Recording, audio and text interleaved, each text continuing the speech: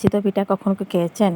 আপনি যদি কখনো না খেয়ে থাকেন তাহলে খুব মিস করেছেন। আমার মতো এভাবে বানিয়ে খেতে পারেন। আমি আসলে ব্লেন্ড করে গুঁড়ি চাল তারপরে বানিয়েছি, কারণ আমার ঘরে শুকনো গুঁড়ি ছিল না বা ভেজা গুঁড়িও ছিল না, তাই তাল ছিল, তাই একটু শখ হলো। গত বছর বানিয়েছিলাম, অনেক ভাইরাল হয়েছিল, প্রায় 50,000 মতো ভিউ হয়েছিল।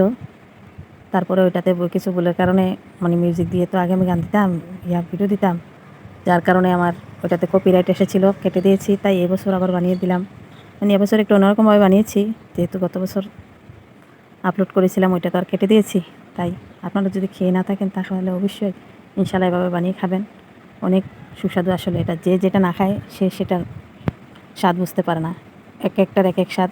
লাল চিতইয়ের এক মজা আর এমনি চিতই আর এক মজা। আসলে আমরা এদিকে এটা চিতই পিঠা বলি, জানি না কোন এলাকায় কী নামে ডাকে। একবার অবশ্যই বানিয়ে খেয়ে দেখবেন, আর কেমন হয়েছে কমেন্ট করে জানাবেন। আপনারা যদি খেয়ে বানিয়ে থাকেন তাহলে জানাবেন আপনাদের কাছে কতটুকু ভালো লাগে। ইনশাল্লাহ আমিও সবার পাশে থাকবো, আপনারাও আমার পাশে থাকবেন। আর আমি জানি আমার এমন আত্মীয় নেই, মানে আমি এতটা ভাগ্যবতী না যে আমার ভিডিও শেয়ার হবে। একটি জনও নেই আমার আত্মীয়, আপন বলতে কেউ নেই শেয়ার করার মতো।